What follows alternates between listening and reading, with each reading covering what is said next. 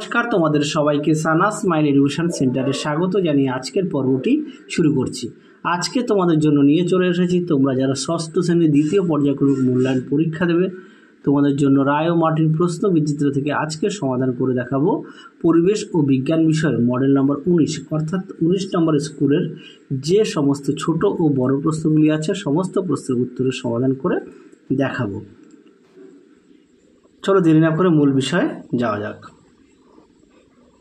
প্রথমে দেখো আছে এক দাগের সঠিক উত্তরটি নির্বাচন করো। একে আছে বেলে পাথর হলো, বেলে পাথর হবে এটা সঠিক উত্তর, অপশন এ পাললিক শিলা। দুই দাগে দেখো ঝামা পাথর বলা হয়, এটা উত্তর হবে পিউমিস, অপশন বি।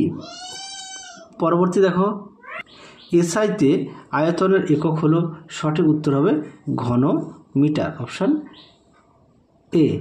পরবর্তী প্রশ্ন দেখো পাখার সুইচ অন করলে বৈদ্যুতিক শক্তি, এটা উত্তর হবে যান্ত্রিক শক্তিতে রূপান্তরিত হয়।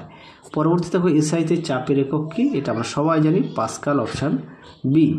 পরবর্তী প্রশ্ন দেখো কী আছে কনুই বা হাঁটুতে কোন ধরনের অস্থিসন্ধি রয়েছে, এটা উত্তর হবে অপশান বি হিঞ্জু সন্ধি। পরেরটা দেখো কী আছে ম্যাগমা কাকে বলে, আচ্ছা ম্যাগমা কাকে বলে উত্তরটা দেখাচ্ছি। তারপরে দেখো অ্যালুমিনিয়ামের প্রধান আকরিক কি, উত্তরটা হবে বক্সাইট।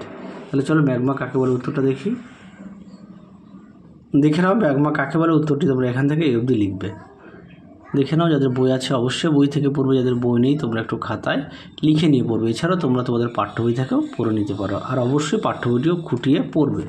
চলো পরবর্তী প্রশ্ন দেখো কী আছে দুই দাগের উদ্ভিদের বৃদ্ধি পরিমাপ করা হয় কোন যন্ত্রের সাহায্যে, আমি এখানে লিখে দিয়েছি অক্সানোমিটার, অক্সানোমিটার। দেখে নাও অক্সানোমিটার। এই প্রশ্নটা তোমাদের অনেক মডেল সেটে দেওয়া আছে, অবশ্যই ভালো করে পড়বে, বানানটা করে পড়বে। পরটা দেখো জলের গভীরতা বাড়লে চাপ বাড়ে না কমে, উত্তরটা হবে বাড়ে। পরবর্তী দেখো তিন দাগের দুটি নবীকরণযোগ্য শক্তির উদাহরণ দাও, উত্তরটা হবে বায়ু শক্তি, সৌরশক্তি। চার দাগে দেখো হৃৎপিণ্ড মানুষের দেহ কোথায় অবস্থান করে, উত্তরটা দেখে নাও হৃৎপিণ্ডের অবস্থান বক্ষ গহ্বরে, বক্ষাস্থি ও শিরদাঁড়ার মাঝে দুটি ফুসফুসের মাঝখানে সামান্য বাঁ দিকে ঘেঁষে হৃৎপিণ্ড অবস্থান করে। তাহলে উত্তরটা এখান থেকে এই পর্যন্ত লিখবে।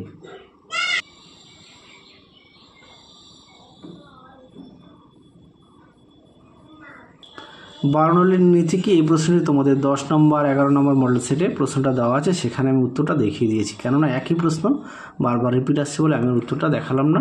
পরবর্তী দেখো 3-এর একে কী আছে চুনা পাথরের পরিবর্তনে তৈরি হয়, উত্তরটা। পরবর্তী প্রশ্ন দেখবো এই প্রশ্ন উত্তরটা হবে চুনা পাথরের পরিবর্তনে তৈরি হয়, এটা উত্তরটা হবে মার্বেল পাথর, মার্বেল পাথর। পরবর্তী প্রশ্ন দেখো দুই দাগের মানুষের শরীরে উষ্ণতা মাপা হয় ড্যাশ যন্ত্রের সাহায্যে, এটা উত্তর হবে থার্মোমিটার, থার্মোমিটার।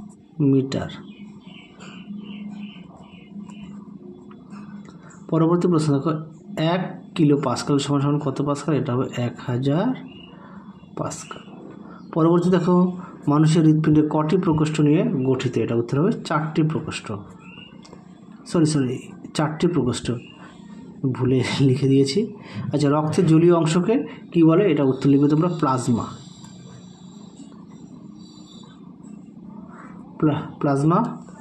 চলো পরবর্তী দেখবো আমরা 4 দাগের কী আছে নিচের যে কোনো একটি প্রশ্নের উত্তর দাও, খাদ্য শৃঙ্খলা বুঝিয়ে লেখো। চলো প্রশ্নের উত্তরটা দেখো, এখানেও সুন্দর করে দেওয়া আছে খাদ্য শৃঙ্খলা সম্পর্কে, প্রথমে সংজ্ঞা দেওয়া আছে, উদাহরণ দেওয়া আছে, তারপরে ব্যাখ্যাটাও দেওয়া আছে, আর বৈশিষ্ট্যও দেওয়া আছে। দেখে নাও প্রশ্নটা দেখে নাও সুন্দর করে দেওয়া আছে, অবশ্যই বৈশিষ্ট্য তোমরা দেবে। চলো পরবর্তী প্রশ্ন দেখো, যাদের বই আছে অবশ্যই বই থেকে পড়বে, যাদের বই নেই তোমরা একটু খাতায় লিখে নিয়ে পড়বে। আগের ভিডিওতে তোমাদের আমরা ইতিহাস, ভূগোল, পরিবেশ ও অঙ্ক বিষয়ে সাজেশান দেওয়া আছে, তোমরা যারা এখনও দেখোনি আমাদের প্লেলিস্টে গেলে পেয়ে যাবে। চলো পরবর্তী প্রশ্ন দেখো 2-এর রক্তের উপাদানগুলি সম্পর্কে আলোচনা করো, উত্তরটা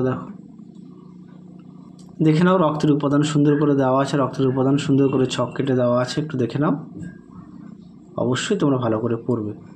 চলো তাহলে তোমাদের এই মডেল সেটের সমস্ত প্রশ্নের উত্তর আমরা সমাধান করে দেখিয়ে দিয়েছি 19 নম্বর মডেলে যা প্রশ্ন ছিল। তাহলে আজকের মতো এখানে সমাপ্ত করছি, আবার দেখা হবে খুব শীঘ্রই তোমাদের পরবর্তী ভিডিওতে। তোমরা সবাই সুস্থ থেকো, ভালো থেকো, টাটা।